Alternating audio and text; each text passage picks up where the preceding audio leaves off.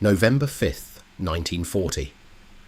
The North Atlantic, roughly 750 nautical miles southwest of Iceland. A converted passenger liner armed with guns designed before the First World War turns her bow directly toward a German pocket battleship 3 times her size, carrying guns twice the range of her own. She has 37 merchant ships behind her and nothing ahead of her but 11-inch shell fire. Over the next 22 minutes, that liner will be hit more than 30 times, set ablaze from bow to stern, and eventually sunk with the loss of most of her crew.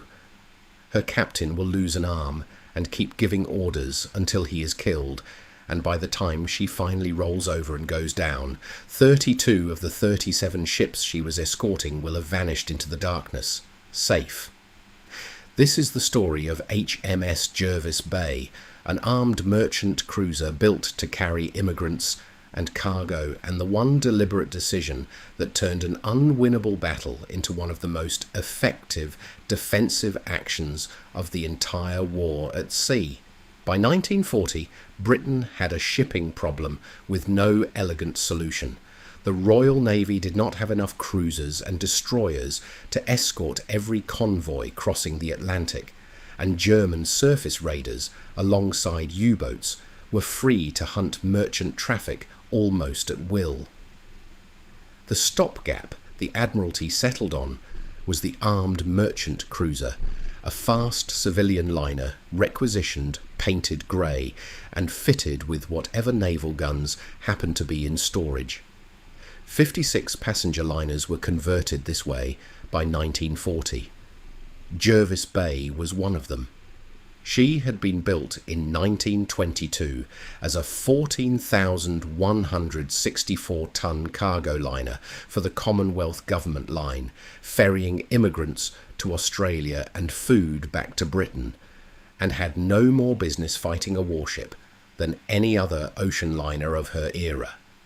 Her conversion gave her 7 6-inch guns and 2 3-inch anti-aircraft guns, weapons that were, in most cases, decades old, pulled from reserve stock because there was nothing newer to spare.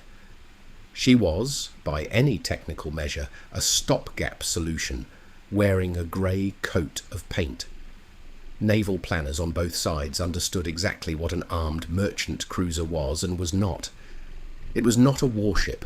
It could not outrun, outgun, or out-armour an actual cruiser, let alone a purpose-built raider. Its entire value was presence. A single ship with guns, however outdated, was still a deterrent to a submarine weighing whether to surface and attack a convoy directly. Against another surface warship, the calculation collapsed completely. Everyone from the Admiralty down to the merchant seamen sailing beside these ships knew that if an AMC like Jervis Bay ever met a real cruiser or a pocket battleship, the outcome was not in serious doubt. The only open question was how much time, if any, she could buy before she went down. On October 28, 1940, Jervis Bay departed Halifax, Nova Scotia, as the sole naval escort for convoy HX-84, 37 merchant ships bound for Liverpool, carrying steel, grain, timber, and fuel. 2 Canadian destroyers had accompanied the convoy part way before turning back, a routine practice, given how few escorts existed to go around.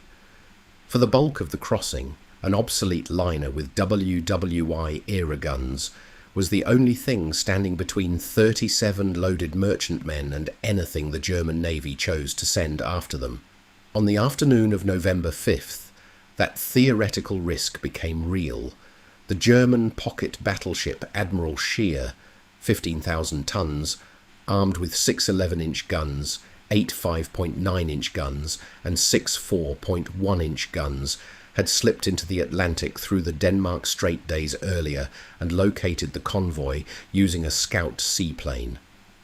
She now closed in, expecting an unescorted convoy and an easy kill.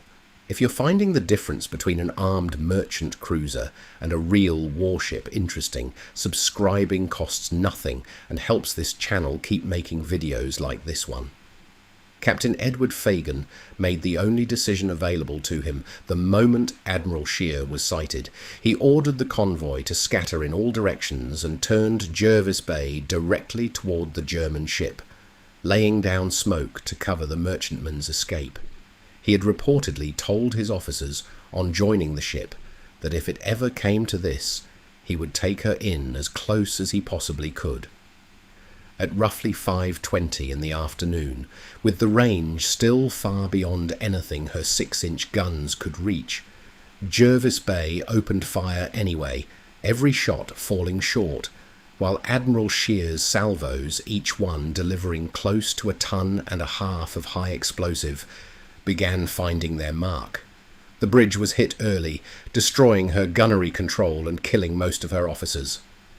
Fegen lost an arm to a shell fragment and continued giving orders from the wreckage of the bridge until a later hit killed him. The battle lasted approximately 22 to 24 minutes. By its end, Jervis Bay had taken more than 30 direct hits. Her guns were destroyed one by one, and she was ablaze from stem to stern before finally capsizing and sinking bow first. Of her crew of 254, 65 survivors were pulled from the freezing water by the neutral Swedish ship Stureholm. The rest, including Fegen, went down with her or died in the water. The sacrifice did not end with Jervis Bay's sinking. As Admiral Scheer turned to pursue the scattering convoy in the fading light, she encountered the merchantman Beaverford, armed with only 2 guns of her own, which engaged the raider in a running gunnery duel that lasted roughly 4 more hours before Beaverford was sunk with all hands.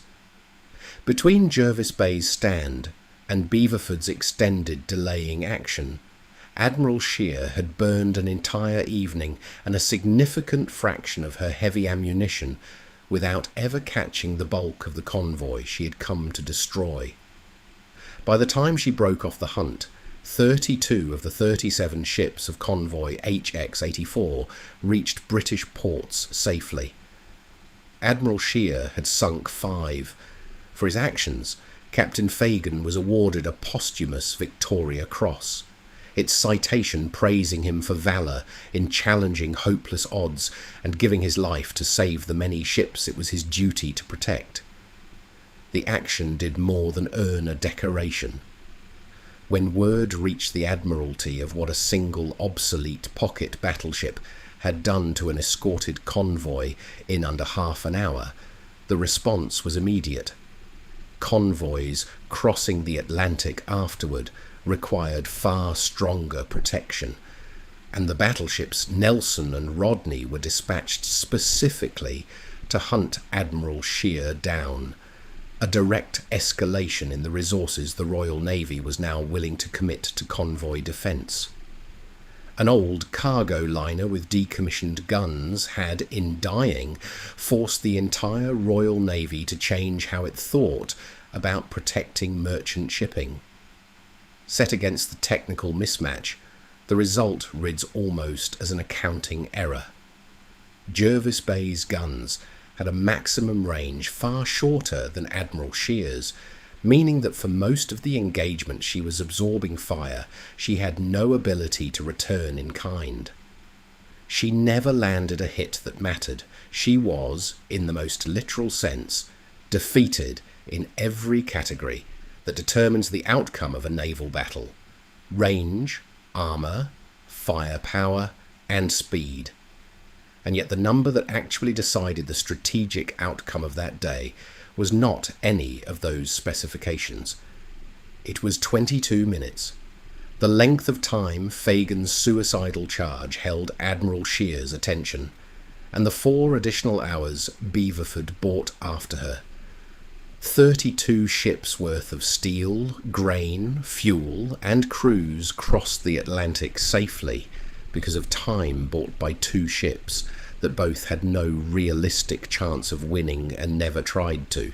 What Jervis Bay demonstrates is a category of naval value that doesn't show up on a specification sheet at all. The value of a ship willing to be sacrificed on a schedule of someone else's choosing. An armed merchant cruiser was never meant to win a fight against a pocket battleship, and nobody who served on one believed otherwise.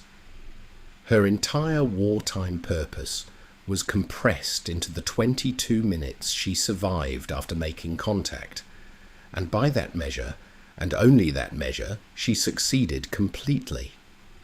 The Admiralty's peacetime doctrine had treated armed merchant cruisers as an embarrassing stopgap, a compromise forced by a shortage of real warships. Convoy HX-84 proved that the compromise still had exactly one use worth having. An obsolete ship sent in at the right moment could turn a massacre into a delay, and a delay into 32 ships getting home.